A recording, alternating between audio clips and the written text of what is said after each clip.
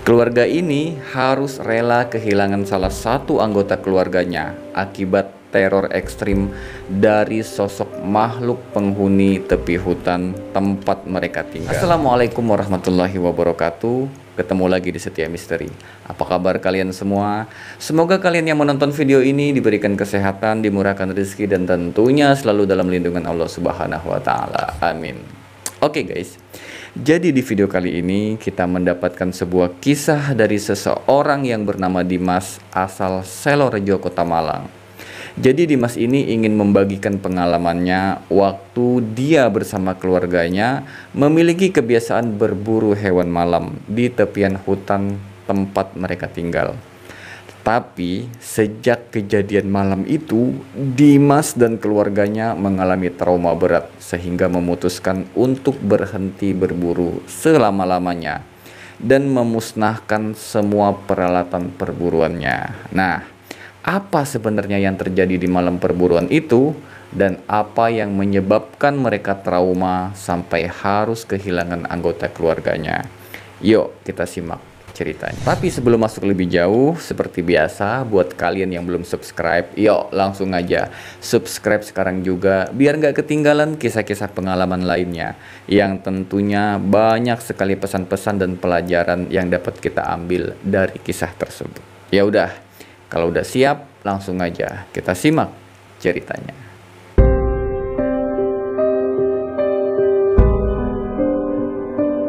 Jadi, di akhir tahun 2007 lalu, Dimas asal desa Selorejo, Kota Malang, bersama ayah dan salah satu keponakannya memiliki kebiasaan berburu di malam hari untuk mencari hewan-hewan malam seperti musang, luwak, dan kalong di persawahan yang udah dipanen hingga di pinggir hutan nggak jauh dari tempat mereka tinggal. Lihat di sana. Cepat, fokuskan sentermu. Baik, Pak. Apa itu? Diam. Nah, dalam perburuan itu mereka biasa menggunakan senapan angin dan dibantu dengan lampu sorot yang dirakit dari aki motor, atau istilahnya lampu belor lah gitu. Jadi pada malam itu sekitar jam 7 malam, Dimas bersama ayah dan ponakannya berangkat menuju persawahan untuk mencari hewan-hewan malam yang sedang mencari makan di tempat itu. Dan setibanya di area persawahan, mereka langsung tuh nyorotin lampu ke sekeliling mereka.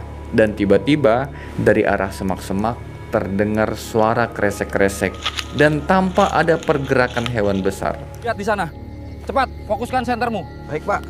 Apa itu? Diam, aku melihat sesuatu. Mereka langsung semangat tuh buat memburu makhluk yang bergerak tadi. Lalu senapan angin pun langsung diarahkan ke objek tadi. Setelah agak sedikit mendekat, ternyata tampak ekor berwarna hitam sebesar kaki orang dewasa. Ayahnya Dimas langsung senang di situ. Dia arahin itu senapan ke hewan tadi. Terus dia tembak tuh hewan dan langsung dikejar, didekatin. Tapi begitu mereka bertiga ngedekatin hewan buruan tadi, mereka cari-cari sampai ditebas-tebas itu rumput dan ranting-ranting, nggak ada mereka temuin hewan yang mereka tembak tadi. Padahal ayahnya Dimas yakin banget kalau itu hewan yang dia tembak tepat mengenai sasaran. Lalu mereka bertiga mutusin buat istirahat, duduk sambil ngerokok.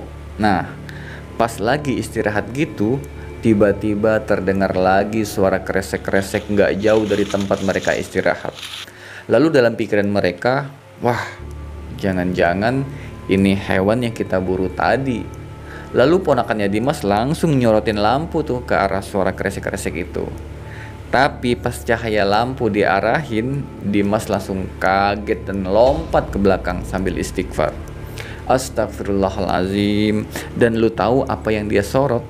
Ternyata ada sosok tinggi besar hitam bertubuh gempal, matanya merah menyala dan kuku-kukunya itu panjang hitam, sementara kepalanya persis kayak barongan yang ada di kesenian kuda lumping. Kalau orang-orang bilang mungkin kayak genderuwo gitu ya. Dan sosok itu memperhatikan mereka dengan tatapan tajam, tampak sedang marah dan mengeram. Dan gak cuman itu guys, dari kemunculan sosok itu tercium aroma khas gitu, kayak aroma minyak yang berbau amis. Di situ mereka bertiga langsung terdiam kaku, gak bergerak sedikit pun. Dimas dan ponakannya langsung terduduk lemas, sementara ayahnya Dimas terus saja ngebaca doa dengan lantang sambil mengadahkan tangan ke atas. Terus dia hentakkan kaki itu ke tanah. Nah, waktu ayahnya Dimas ini menghentakkan kaki ke tanah, sosok itu tampak mulai memudar dan samar-samar terus saja hilang. Dan ayahnya Dimas langsung mutusin untuk pulang, nggak nerusin perburuan. Nah, terus setibanya di rumah nih, mereka langsung tuh bersih-bersih, mandi, duduk-duduk sambil ngopi. Dan malam itu mereka bertiga nih tampak seperti orang linglung aja, bingung gitu. Dan masih terus kepikiran, makhluk apa gitu kan yang mereka lihat tadi.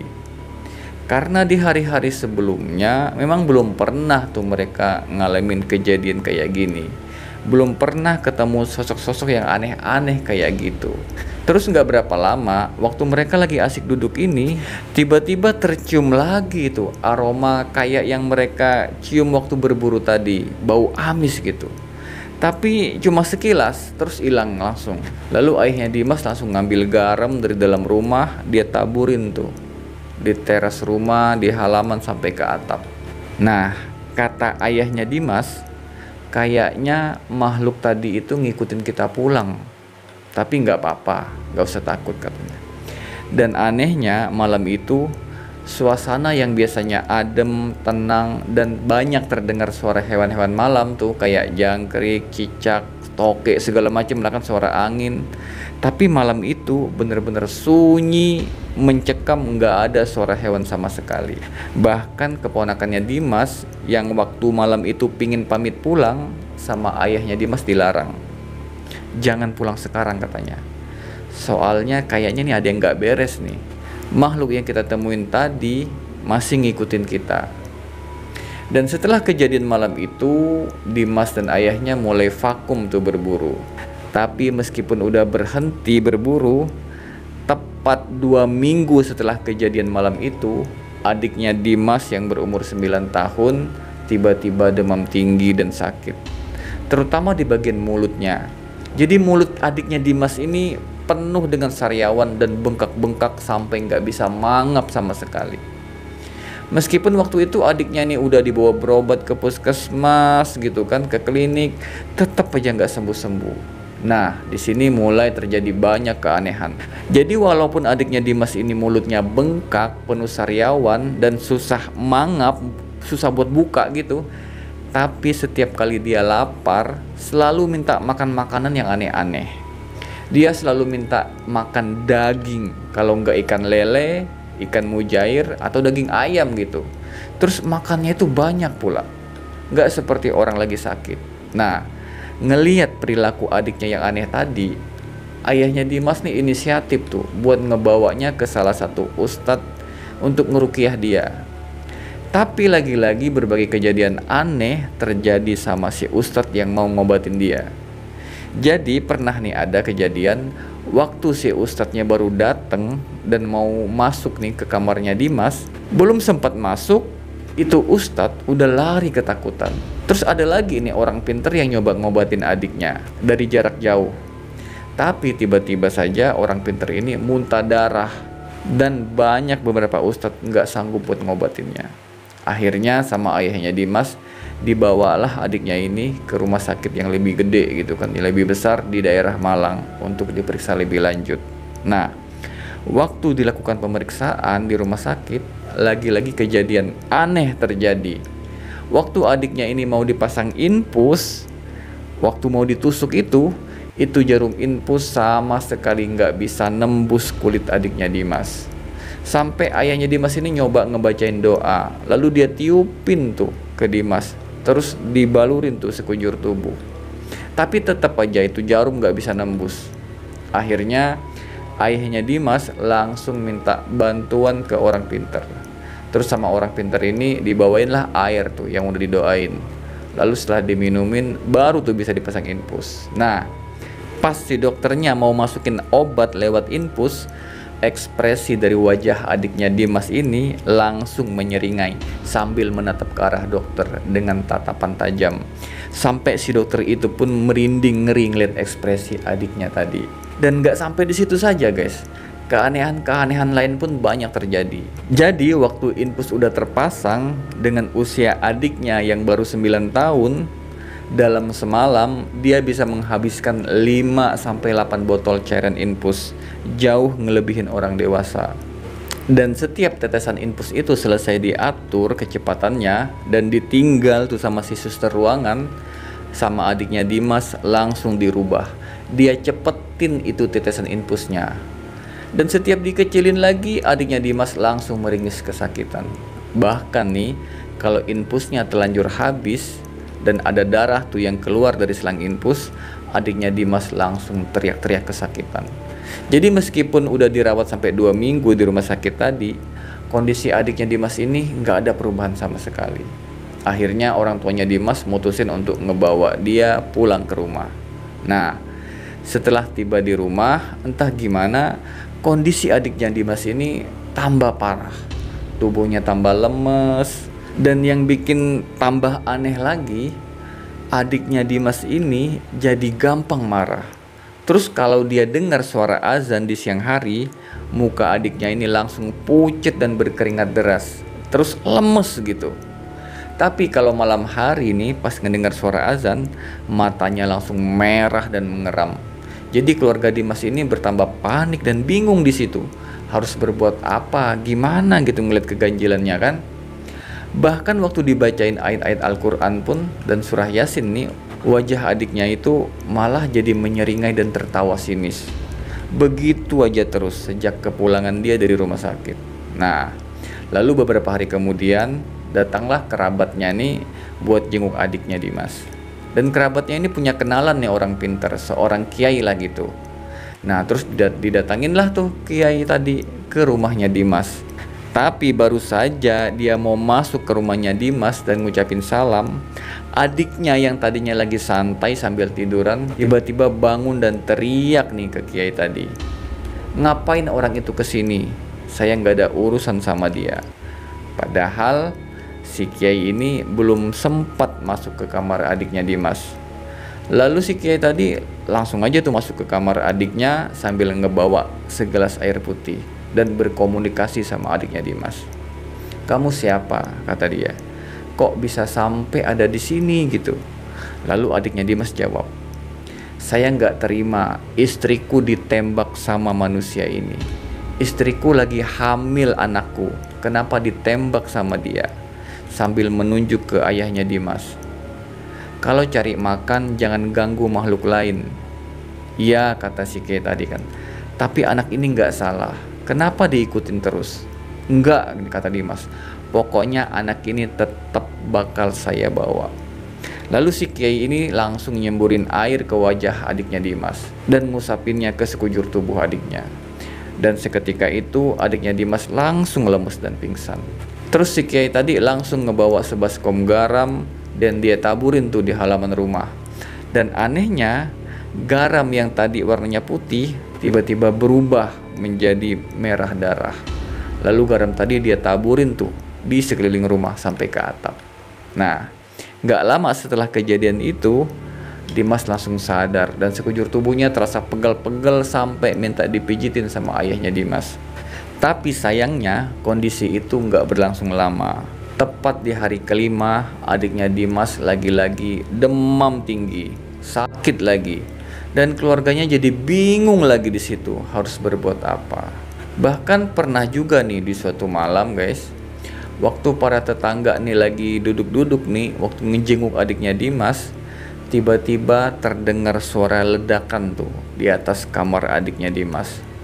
Tapi anehnya yang ngedengar suara itu cuma orang-orang yang ada di kamar adiknya.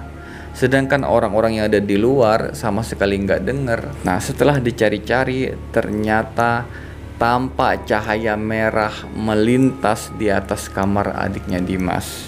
Dan setelah kemunculan cahaya itu, terdengar lagi suara langkah kaki dari atas genteng kamar adiknya. Dan langkah kaki itu tampak berjalan dari arah depan rumah terus ke belakang, bolak-balik, dan berhenti tepat di atas kamar adiknya Dimas. Dan setelah kemunculan suara itu, tiba-tiba dari balik genteng kaca, kan dikasih potongan kaca gitu kan biar cahaya matahari masuk.